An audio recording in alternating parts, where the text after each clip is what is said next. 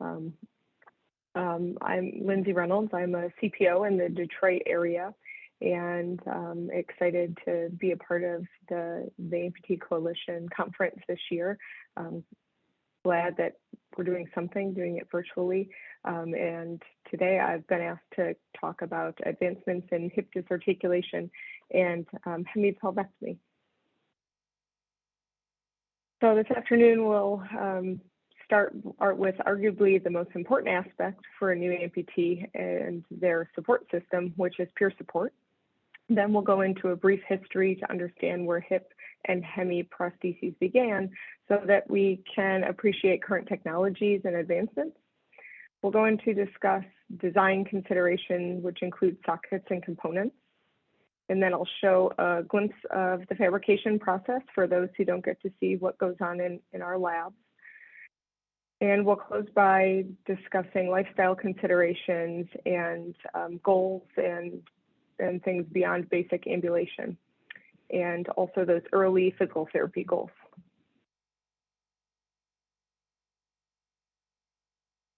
So as I previously said, peer support is likely the most important aspect of care for a new amputee. The hip disarticulation hemipelvectomy level of amputation is very rare, with less than 2% of all amputations happening at this level. So resources are less tangible than other levels of amputation. Therefore, as a prosthetic community, we need to do a better job in sharing existing resources and keeping those patients engaged in the prosthetic process. The Amputee Coalition of America is an obvious choice for peer support. Their network of trained mentors is substantial, and the ACA does a wonderful job with the peer support process.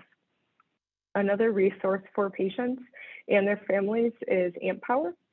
So throughout Hanger Clinic, we have trained mentors that work across the country with all patients, regardless of their prosthetic provider. Peer mentoring is important for patients, but also indicated for family members and caregivers. So it can take a really great emotional toll on the support systems, and we just want people to know that there are resources and that there are people who are here to help, and that folks are not alone, whether it be a spouse, obviously the new amputee, and then some of the long-term challenges that folks run into. We also have a number of blog posts on our Hanger Clinic website, and they can be referenced consistently.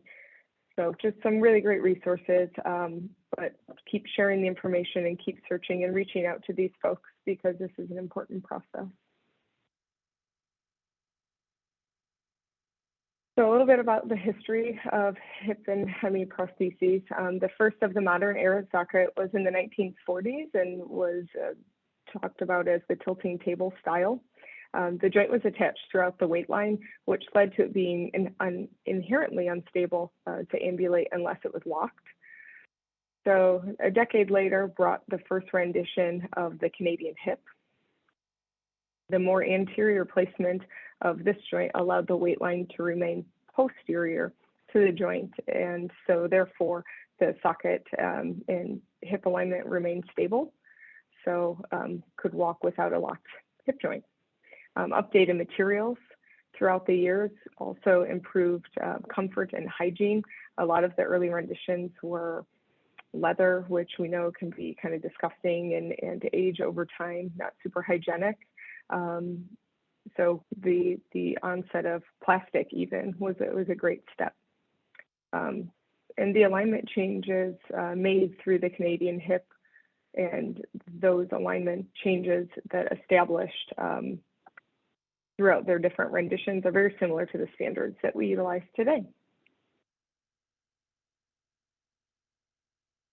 So when designing a prosthesis, the prosthetist must consider the socket design. This is the most intimate part of the socket. It is the custom part to the patient. And so a lot of time needs to be spent on the process and the design. The design changes depending on the level of anatomy and condition of remaining anatomy. From there, we'll talk about component selection, as that varies based on the user's functional needs and activities. Component accessories can be added and be a welcome addition to a prosthesis if they're indicated. And finally, some lifestyle variations will alter the overall design of a prosthesis.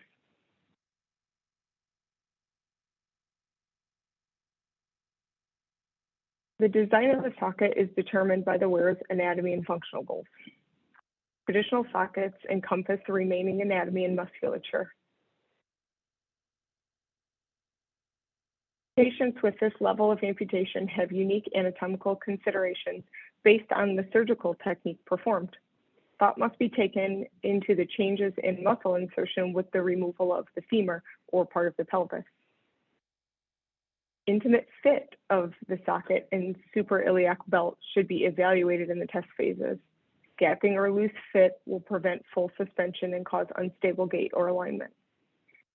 There are several types of sockets, from traditional bucket styles, the hanger comfort flex, there's bikini, and a number of others. So after the design is chosen, there are different material options to consider. There's flexible thermoplastics to provide transition from soft tissue to laminated frame. And this allows for creation of windows in the frame for bony anatomy to protrude, and that overall increases comfort. HCR silicone has become more widely used material in the past decade. Silicone is very resilient, super hygienic. This milled silicone is described by its durometer or stiffness. Uniquely, the durometers can be customized in certain locations. So for instance, in the picture on the top, the darker color silicone is likely a softer durometer, and that's over bony areas than the clear silicone that's really hard to see on the model. So this improves comfort inside of the socket for the wearer. Another type of interface material is a wearable silicone sleeve. And then we can also discuss laminated frames versus plastic frames. And laminated frames tend to be the norm today.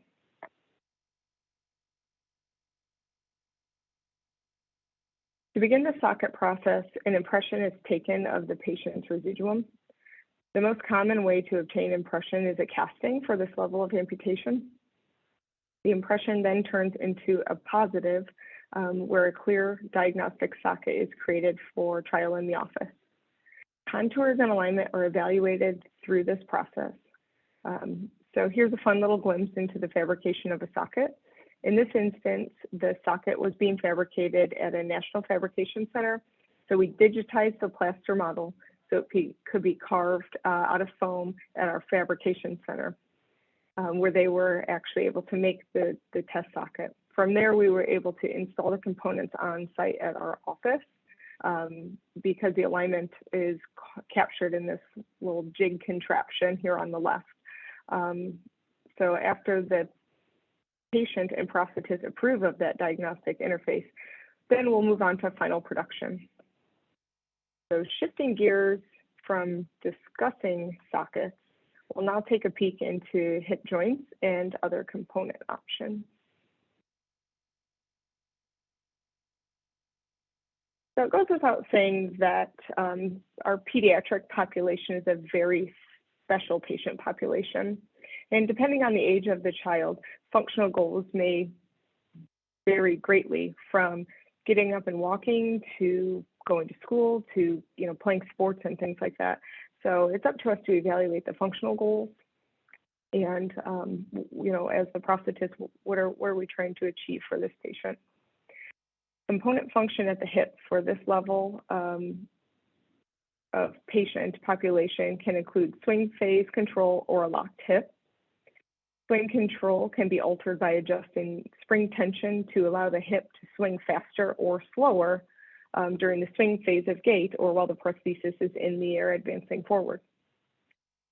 Stance control is altered with proper alignment and patient movements. So where do we align the hip joint in conjunction to the patient's weight line and center of mass, and then also doing a lot with physical therapy and gait training so that the wearer understands what bodily movements make the prosthesis move. So that would be pelvic rotation and some lumbar movement. So the hip components can be coupled with a variety of prosthetic knees and feet to fit the patient needs. And I'm not going to talk super in depth because there's so many options out there for that, for both kids and adults. So I really wanted to concentrate on the hip joint exclusively today. Another consideration for kids is that the prosthesis needs to be very durable because kids are rough on everything. And if it can be broken, a child will break it. So we need to build it to make sure that we're able to keep it going, that they're not missing school days, not missing activities, and also that it can grow with them so that we can get the most lifespan out of the prosthesis. Cosmesis is also very important to both the child and the family.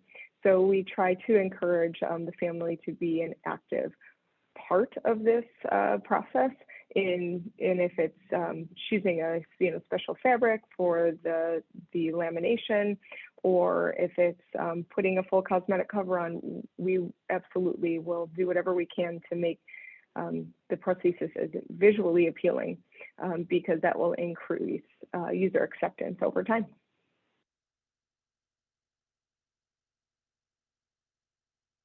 So moving into adult components, we begin to better focus on what we call functional levels. And so functional levels, in the words of Medicare, and to be nerdy about it, the Medicare local coverage determination is kind of how we classify amputees, and that allows us to pick different pieces and parts and components for the wearer. So when we talk about the K1 level, we're talking about somebody who has the potential to use their prosthesis for transfers or ambulation on level surface at a fixed cadence, which means that they're not really altering their speed. They just kind of walk at their baseline speed. The level 2 ambulator has the ability or potential for ambulation over low-level environmental barriers, maybe small curbs, but not, huge stairs and slight uneven surfaces. So in discussing our K1, K2 level ambulators, a lot of times we're discussing gait patterns that are more monolithic with probable steppage gait. So it's not a step through, it's a left foot plants, right foot plants next to it. Left foot plants, right foot plants next to it. Assistive devices are more commonly used and really must be considered for this level ambulator. Functionally, the hip joints may have swing and stance controls, allowing for improved customization to a patient's gait. Also, a manual lock feature is available to increase stability. So these devices can serve as long-term solutions, or they can serve as stepping stones to other devices and components as ambulatory goals are met. These joint options are lightweight solutions and have some shorter build heights, which require less pelvic tilt to operate than other of the higher level ambulator counterparts. So pairings with knees and feet in this category can again vary greatly. So considerations must be made to rehabilitation and the idea of step-up components, which may include a knee that has an optional lock feature. So for early ambulation or early gait training, we can lock the hip and lock the knee and really focus on just standing balance, and then unlock joints as the wearer kind of advances in their abilities.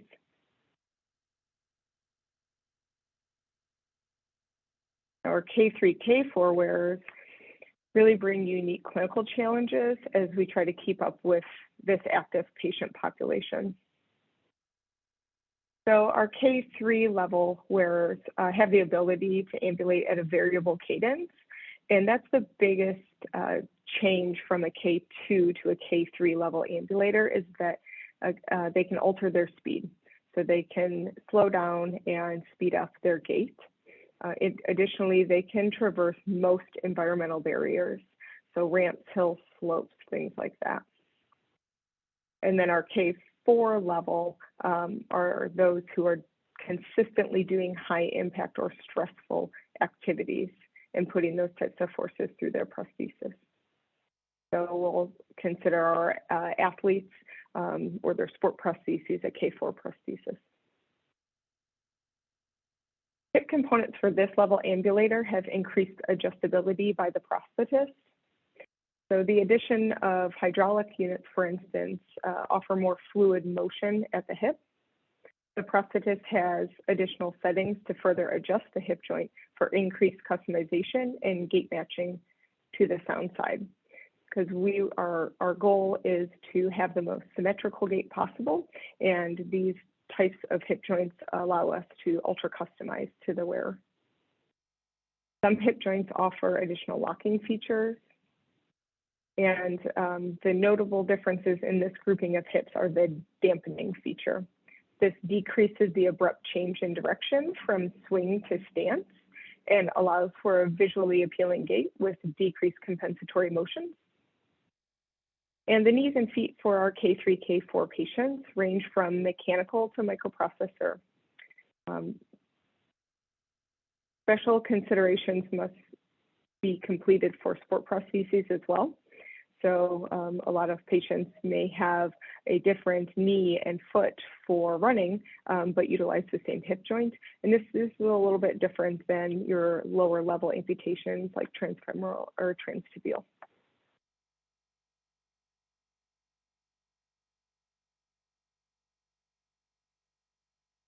There are a number of additional accessories that can be added to a prosthesis to improve its functionality. One patient favorite is a modular rotation unit that allows the user to rotate the knee and shank 360 degrees and lock back in its home position. So this piece is installed most commonly to the top of the knee joint. And the user pushes the button and it circles around 360 degrees. This is helpful in donning shoes and clothes. It also allows the user to rotate the knee and shank out of the way while sitting in tight spaces, airplanes, cars, things like that. Also, torque absorbers can be added. That would be the unit on the right. During the stance phase of gait, transverse plane forces are occurring through the prosthesis with the foot planted on the ground. So transverse is our rotational forces. The coil spring motion allows the foot to be planted on the ground and then allows the prosthesis to come through with decreased rotation of the foot. So during swing, this unit springs back to its home position. And this idea can also be coupled with a shock absorber that reduces the impact at heel strike and early stance. And that unit is shown on the bottom. So consideration should be taken to the added weight of these features as well.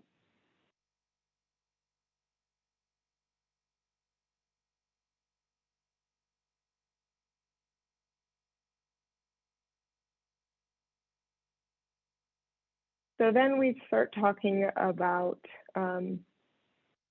concepts beyond walking. We talked a little bit about the peer support and family support, and we must consider a lot of the lifestyle considerations for the hip disarticulation hemipelvectomy amputee population. You know, these are sometimes some uncomfortable conversations to have, but they're important conversations to have. So as a wearer, you know, just understand that, you know, as healthcare providers, we are trained and open to having these conversations because they're important. So things like pregnancy, obviously at this level amputation, we must make socket alterations and really design alterations for somebody who's going to undergo a pregnancy. Also toileting, going to the bathroom. This is a very intimately fitting prosthesis, and you know, we have to make accommodations for that. And then ongoing medical treatments. You know, I can think of instances where folks are had their amputation secondary to osteosarcoma, and they're still undergoing treatment. And so their weight is fluctuating, and they may gain or lose weight in a hurry, and we have to be ready to accommodate that. Additionally, healthy living and exercise are really important for this level amputee. And from a healthcare provider standpoint, those again can be some hard conversations to have with our patients, that really weight management and keeping a healthy level weight reduces overexerting the body, and it can increase the overall stamina. And these can be some uncomfortable conversations for us to have as healthcare providers, but I do think that they're important and something that needs to be discussed and acknowledged.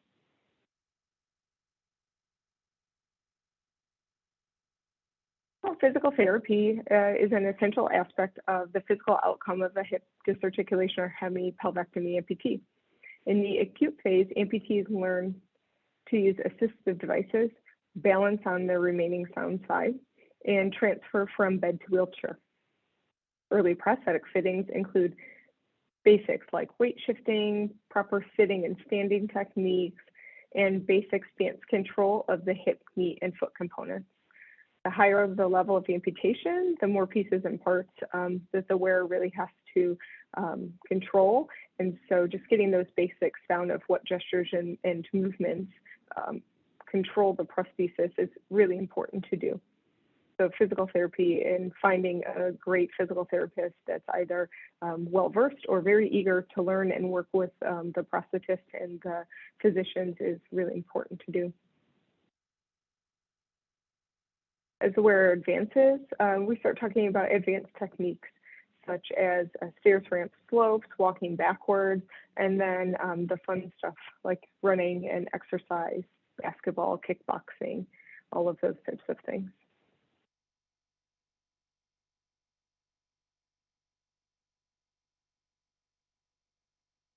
Monitoring the long-term outcomes is really important in the ongoing success for a prosthetic user. Outcomes measures are a huge buzz in our industry, and at Hanger Clinic, we developed a scorecard that can monitor a patient's mobility and assess their mobility amongst their peers. And as the prosthetist, this gives me a really quick, easy at a glance of how my patient's doing. What do we need to address? What do I need to send them back to therapy for, and things like that. So our scorecard allows us to pinpoint certain areas that the patient wants to improve. So if they see that they're trending down on their mobility, we can go back to their survey and say, boy, I really, want to walk better on gravel. I really struggle with that. I struggle with walking, and people bumping into me while I'm walking in crowds. And it's a great tool that we can, give them therapy goals and say, they want to do gait training when being bumped or walking on uneven surfaces, being able to pick things up and move them, picking their children up and moving them. So very specific goals. Also, we're able to watch for trends in quality of life and overall satisfaction, as well as socket fit. So if we see a patient trending in a negative direction, we can intervene and address the issues to determine if it's a prosthetic cause or something that we should really refer back to the physician for further evaluation. From a prosthetist standpoint, we're spending a lot more time with our patients than the physician ever will. And so, this is an intimate relationship. We know our patients very well, and that quality time that we get with them, we can tell a lot of times if something's a little off. And this can be a tangible way that we can assess that and see if further intervention needs to be taken. So this patient, for instance, they received a new prosthesis a few months prior to when this scorecard was generated. And here we can see a trend up for socket fit. It's not on the scorecard, but I can see it in the background from a 5 out of 10 to a 9 out of 10. And I know that in an uncomfortable socket, a patient's never going to be able to achieve their goals. And so it's really a great tangible way that we can show that the outcome of this patient is improving.